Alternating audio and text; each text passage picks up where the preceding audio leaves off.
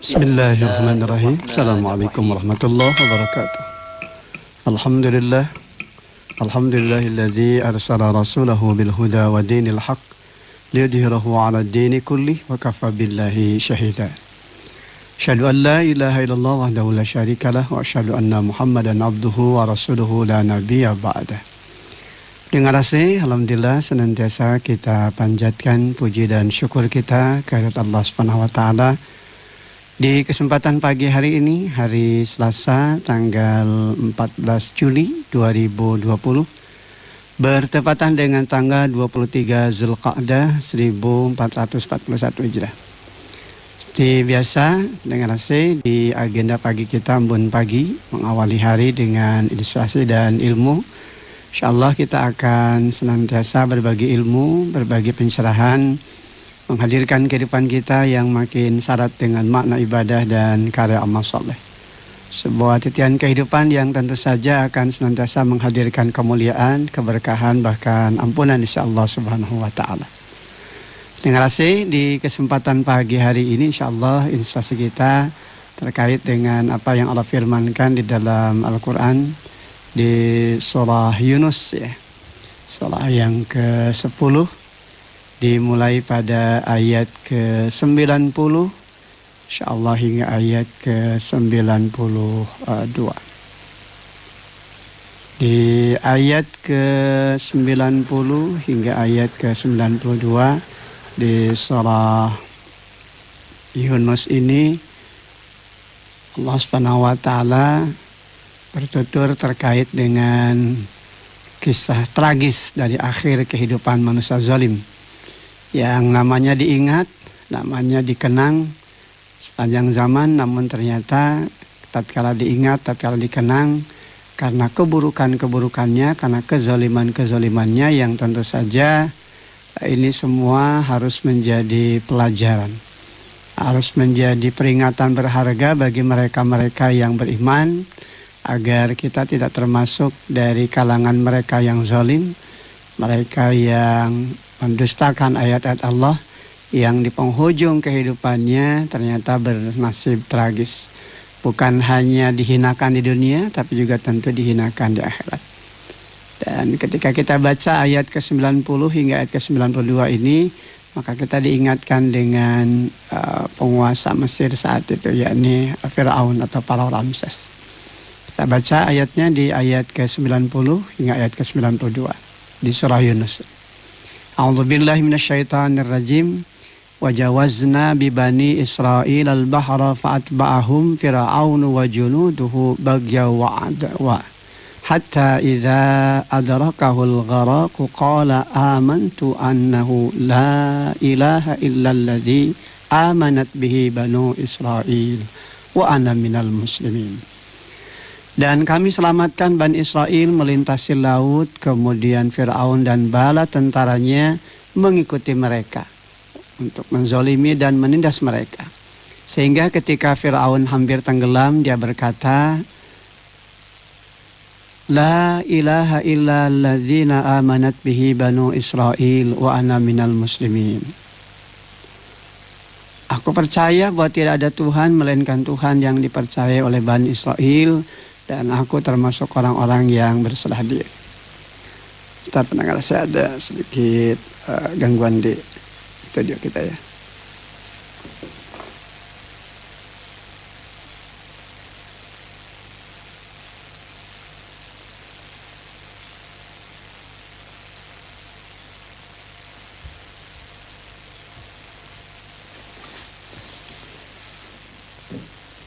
Ya, mohon maaf ada sedikit gangguan ya di studio. Kemudian di ayat ke-91, Al-ana wa qad asaita qablu wa kunta minal mufsidin. Mengapa baru sekarang kamu beriman, padahal sungguhnya engkau telah durhaka sejak dahulu, dan engkau termasuk orang-orang yang berbuat kerusakan. Fal yauma nunajjika bi badanika litakuna liman khalfaka ayah. Wa inna katsiran minan nasi an ayatina laghafilun. Maka pada hari ini kami selamatkan jasadmu agar engkau dapat menjadi pelajaran bagi orang-orang yang datang setelahmu. Tetapi kebanyakan manusia tidak mengindahkan tanda-tanda kekuasaan kami.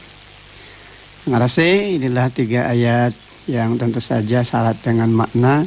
Begitu banyak pembelajaran yang bisa kita dapatkan di dalamnya terkait dengan akhir tragis kehidupan manusia zalim, yang tatkala Allah Subhanahu wa taala memberikan kepadanya peluang kesempatan berkuasa, tatkala ia memberikan peluang kesempatan dengan kekayaan dan tentu saja popularitas, namun ternyata Firaun justru malah bersikap dan bertindak arogan. Bagaimana ayat ke-90 hingga ayat ke-92 ini memang mengisahkan terkait dengan akhir tragis dari kehidupan Firaun dan bala tentaranya. Bagaimana di ayat yang ke-90 Allah Subhanahu wa taala menceritakan tentang kepergian Bani Israel dari bumi Mesir. Ketika Nabi Musa alaihissalam meminta kepada Firaun agar dia membebaskan Bani Israel yang ada di Mesir dari belenggu perbudakan. Kemudian mengizinkan mereka kembali ke Palestina untuk menjalankan agama mereka dengan bebas. Namun ternyata apa yang diinginkan Nabi Musa tersebut justru ditolak oleh Firaun.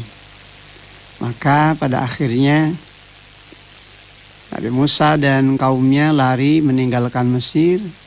Kemudian Firaun dan bala tentaranya mengejar mereka. Rombongan Firaun dan tentaranya hampir menyusul mereka. Dan hampir-hampir saja mereka dapat ditangkap dan kemudian mereka akan dibunuh begitu.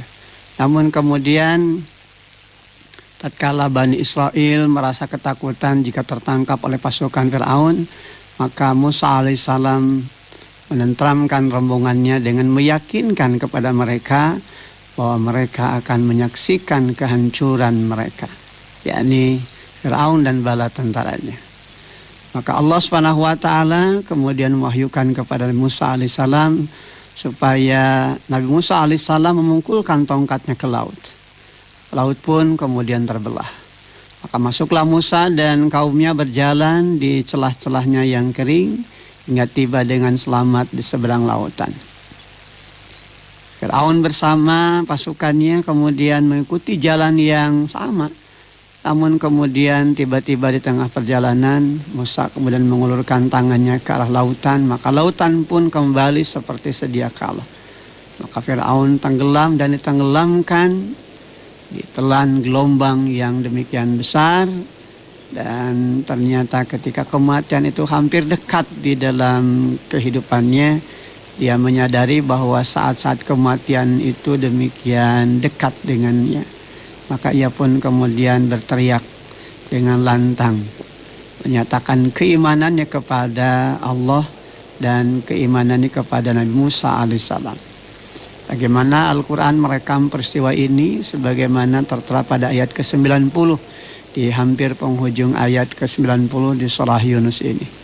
Bagaimana Firaun kemudian menyatakan kalimat La ilaha illalladzi amanat bihi banu Israel wa ana minal muslimin.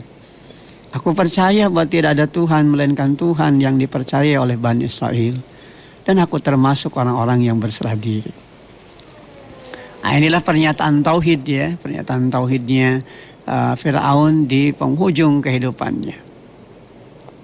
Bagaimana tatkala kematian itu sudah demikian dekat ketika Allah Subhanahu wa taala dengan segenap kekuasaan dan keperkasaannya menyatukan kembali laut yang sudah terbelah itu sehingga menenggelamkan Firaun dan bala tentaranya.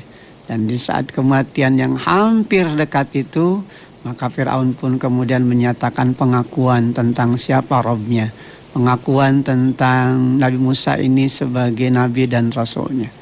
La ilaha illalladzi amanat bihi banu Israel wa ana minal muslimin. Aku percaya bahwa tidak ada Tuhan melainkan Tuhan yang dipercayai oleh Bani Israel, dan aku termasuk orang-orang yang berserah diri. Namun apa yang kemudian terjadi? Apa yang dinyatakan Firaun dengan pernyataan keimanannya tersebut pernyataan keimanan kepada Allah, pernyataan keimanan kepada Musa yang diakuinya sebagai nabi dan rasul itu terlambat adanya. Sehingga di ayat ke-91 diabadikan dengan apa yang kemudian Allah sampaikan kepada Fir'aun. Al-ana wa qad asaita qablu wa kunta minal mufsidin. Mengapa baru sekarang kau beriman? Pada sungguhnya engkau telah durhaka sejak dahulu. Dan engkau termasuk orang-orang yang berbuat kerusakan. Nah, disinilah bagaimana keadaan Fir'aun dengan kondisi keputusasaannya, pada akhirnya dia menyatakan keimanannya kepada Allah dan menyatakan keimanannya kepada Musa sebagai Nabi dan Rasul. Bagaimana dia kemudian menyatakan itu dengan demikian luar biasa gitu kan, karena rasa takutnya. Namun ternyata apa yang dinyatakan dengan keimanan Fir'aun dikala kondisi seperti itu menjadi perkara yang tidak berguna. Terlebih tentu pernyataan itu hanyalah untuk menghindarkan kematian dan mencari selamat dari bencana. Yang memang saat itu dia sudah betul-betul dihimpit oleh keputusasaan, dihimpit oleh kegelisahan dan keresahan.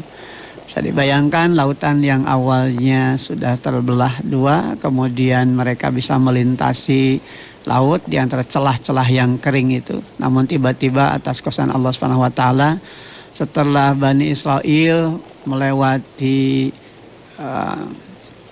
lintasan tempat di mana bisa menyelamatkan diri, maka Nabi Musa alaihissalam diperintahkan oleh Allah Subhanahu wa taala untuk memukulkan kembali tongkatnya, dan kemudian terjadilah apa yang menjadi kuasa Allah Subhanahu wa taala, laut pun kemudian menyatu kembali dan kemudian menenggelamkan Firaun. Maka apa yang dilakukan dari pernyataan Firaun dengan kalimat tauhidnya itu, pernyataan pengakuan bahwa tidak ada Tuhan melainkan Tuhannya Bani Israel dan dia termasuk orang-orang yang berserah diri kepada Allah, menjadi perkara yang tidak berguna. Dan memang pada awalnya dia hidup di dalam pengingkaran. Pada awalnya hidup dengan kezoliman. Kekuasaannya yang dia jalankan secara sewenang-wenang, tidak menghadirkan kemanfaatan dan kemaslahatan bagi dirinya, bahkan bagi manusia yang lainnya. Maka pernyataan iman, pernyataan keislaman yang demikian berat dilakukan itu menjadi suatu perkara yang memang menjadi sia-sia adanya dikala itu semua dilakukan di saat jelang kematian. Sehingga Allah SWT memberikan teguran, ya, memberikan peringatan yang demikian keras kepada Firaun. Al-ana wa qad asaita qablu wa kunta minal mufsidin. Mengapa baru sekarang kamu beriman? Inti baheula atuh rek iman teh gitu kan, kalau kata orang Priangan mah. Ari kamari-kamari hirup dina kazoliman, penuh dengan kedurhakaan. Senantiasa berlaku sewenang-wenang. Tapi tiba-tiba di saat kematian terjadi, di saat kematian akan datang ketika lautan menyatu kembali dan siap akan menenggelamkan jasad Firaun, baru kemudian dia menyadari. Nah, inilah bagian dari pembelajaran pendengar asih, bahwa ternyata dalam kondisi-kondisi terhimpit, dalam kondisi-kondisi yang sangat emergensi, biasanya memang manusia kembali kepada fitrahnya. Sadar bahwa ternyata tidak ada yang bisa menolong, sadar bahwa tidak ada yang bisa memberikan bantuan, melainkan kembali kepada Allah Subhanahu wa taala. Namun sayang ternyata permintaan pertolongan kepada Allah dengan pengakuan bahwa tidak ada Tuhan melainkan Tuhannya Bani Israel dan dia termasuk orang-orang yang berserah diri kepada Allah, itu menjadi pernyataan yang sia-sia adanya. Nasib tragis harus dirasakan oleh Firaun dan bala tentaranya, ditenggelamkan di Lautan Merah dan kemudian menjadi pelajaran, bahkan menjadi peringatan bagi manusia yang datang di kemudian hari. Maka inilah yang kemudian dinyatakan oleh Allah SWT di ayat yang ke-92. Fal yauma nunajjika bi badanika litakuna liman khalfaka ayah. Maka pada hari ini kami selamatkan jasadmu agar engkau dapat menjadi pelajaran bagi orang-orang yang datang setelahmu. Wa inna katsiran minan nasi an ayatina laghafilun. Tetapi kebanyakan manusia tidak mengindahkan tanda-tanda kekuasaan kami. Dengar asih, Allah Subhanahu wa taala mengawetkan jasad Fir'aun dan kemudian menjadi pelajaran bagi manusia yang datang di kemudian hari. Bagaimana jasad Fir'aun menjadi saksi tentang karakter manusia yang meragukan keimanan kepada Allah. Namun di penghujung kehidupan, di saat kematian hampir dekat di dalam dirinya, ketika dia akan ditenggelamkan, dia baru mengakui tentang keimanan. Namun kemudian menjadi sesuatu perkara yang tidak berguna. Bagaimana Allah Subhanahu wa taala memberikan pembelajaran, memberikan sebuah peringatan berharga. Beginilah nasib tragis dari mereka-mereka yang mendustakan ayat-ayat Allah. Beginilah nasib tragis dari kehidupan manusia yang sewenang-wenang. Dengan kekuasaannya dia berlaku aniaya, berlaku zalim. Pada akhirnya Fir'aun atau Pharaoh Ramses ini ditenggelamkan oleh Allah Subhanahu wa taala dan kemudian jasadnya diawetkan dan menjadi pembelajaran bagi manusia yang datang pada hari. Bisa dibayangkan begitu ya, peristiwa ini terjadi ribuan tahun yang lalu. Namun kemudian jasadnya sampai kini masih ada gitu kan di Museum Mesir. Ini tentu saja menjadi pembelajaran, dan ayat ke-92 di surah Yunus ini memang menjadi sebuah gambaran yang penuh dengan hikmah. Fal yauma nunajjika bi badanika litakuna liman khalfaka ayah. Maka pada hari ini, kata Allah, kami selamatkan jasadmu agar engkau dapat menjadi pelajaran bagi orang-orang yang datang setelahmu. Bagaimana manusia-manusia yang datang benar hari hingga hari ini bisa baca kisah itu, bahkan bagi mereka yang tentu memiliki kemampuan secara ekonomi dan ditakdirkan Allah Subhanahu wa taala bisa mengunjungi Mesir, dan kemudian dia sampai di Museum Mesir, maka dia akan bisa menyaksikan begitu kan. Akan bisa menyaksikan bagaimana jasad yang sudah terbujur kaku yang terjadi ribuan tahun yang lalu terkait dengan kisah Fir'aun atau Pharaoh Ramses yang berlaku sewenang-wenang, berlaku aniaya, bahkan mengingkari eksistensi ketuhanan begitu ya. Bagaimana dia mengingkari kenabian dan kerasulan Musa alaihissalam, terus melakukan tindakan aniaya, terus melakukan tindakan kezaliman.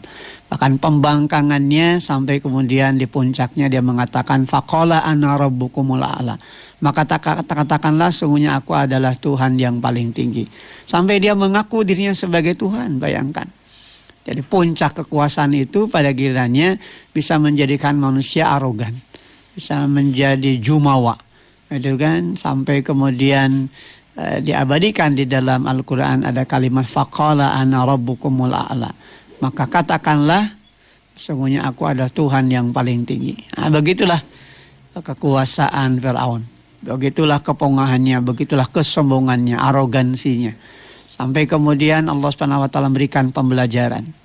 Tatkala dia melakukan pengejaran kepada Bani Israel, dan tatkala Musa menginginkan agar Bani Israel diselamatkan dan diberikan kesempatan peluang untuk pergi ke Palestina, maka tentu saja hal ini tidak menjadikan Fir'aun merasa senang. Bahkan kemudian ditolak pernyataan tersebut.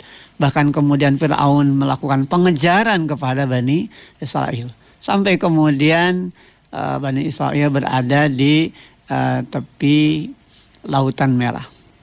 Sampai kemudian Nabi Musa alaihissalam meyakinkan Bani Israel bahwa Allah Subhanahu wa taala akan berikan pertolongan. Sehingga ketika Allah Subhanahu wa taala memerintahkan kepada Musa untuk memukulkan tongkatnya ke Lautan Merah, maka dipukulkan tongkat itu di Lautan Merah tersebut, maka kemudian laut itu terbelah dua.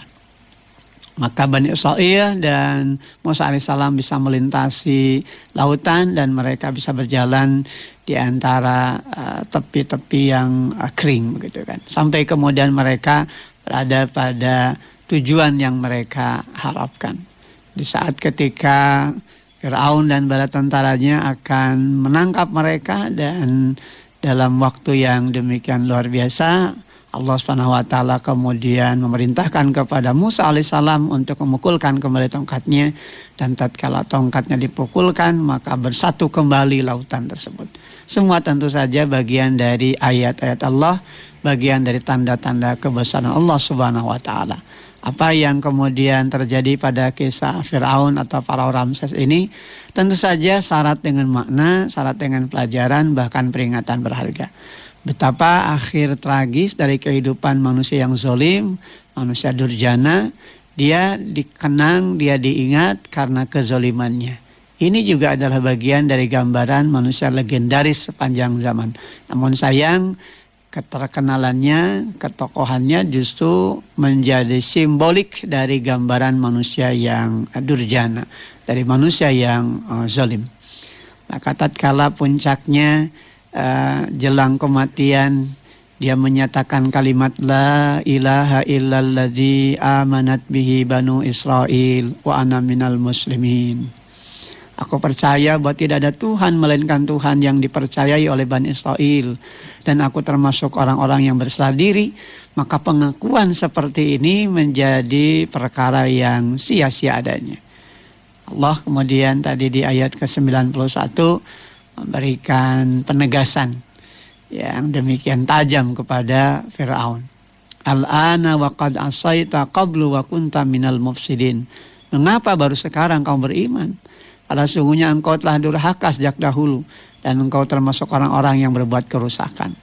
Allah sudah ingatkan, Allah sudah berikan nasihat-nasihat melalui lisan Nabi Musa alaihissalam yang disampaikan kepada Firaun, yang telin adalah bapak angkatnya sendiri dan Firaun sendiri adalah anak angkatnya. Namun kemudian ternyata Firaun tidak mau menerima, bahkan kemudian menganggap Firaun dan Musa dan pengikut-pengikutnya ini dianggap sebagai penghalang bagi tujuan-tujuan Firaun mendapatkan kekuasaan yang besar lagi.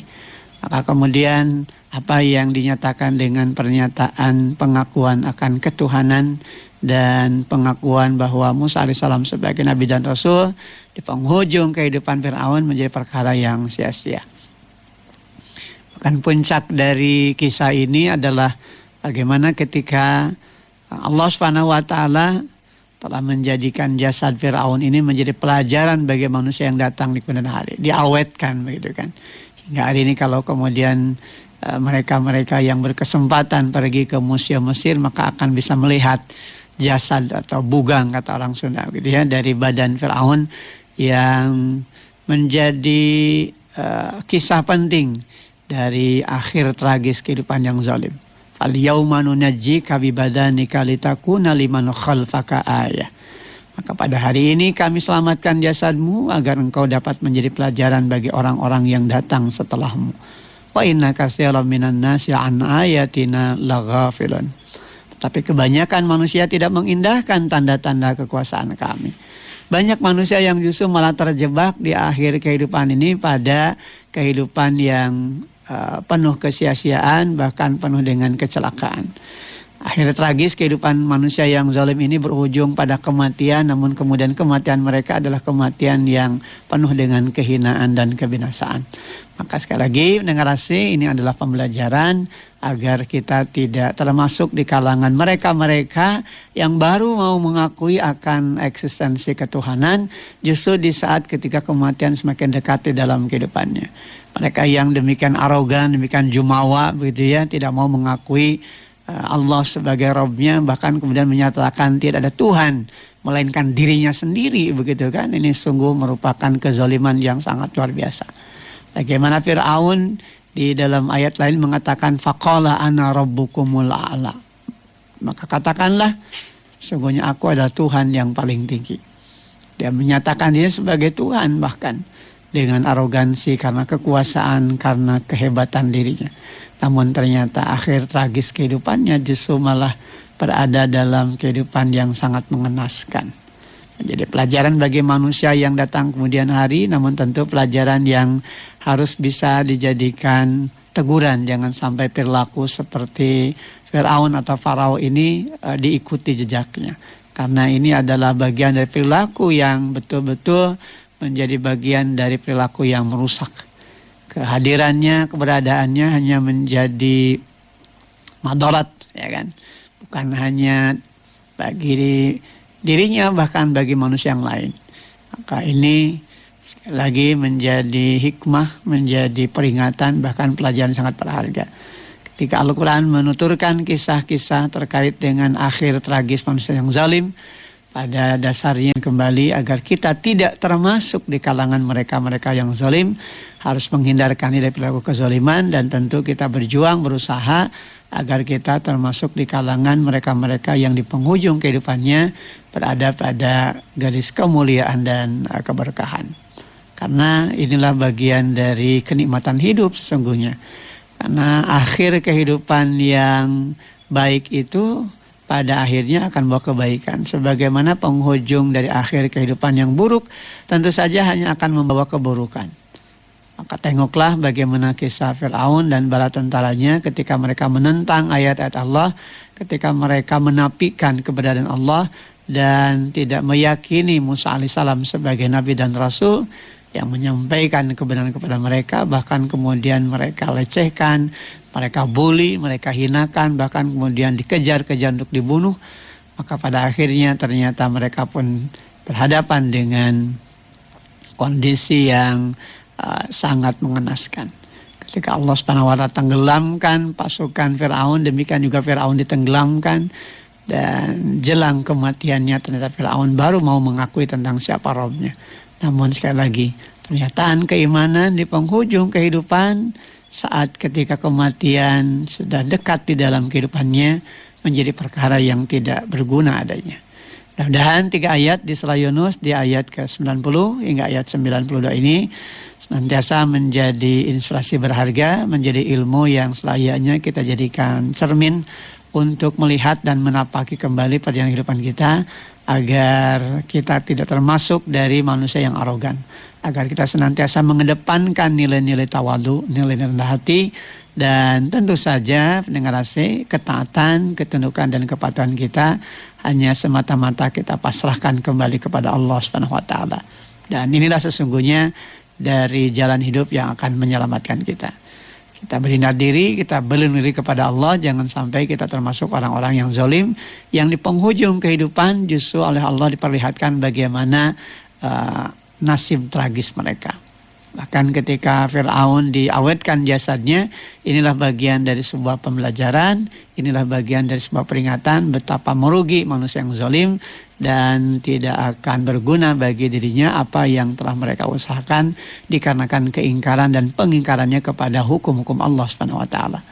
Baik pendengar AC, kita berada di penghujung acara kita Mun Pagi. Mudah-mudahan sekali lagi apa yang dipapar senantiasa menjadi ilmu dan pencerahan bagi kita bersama. Terima kasih atas segala perhatian. Mohon maaf atas segala kurangan.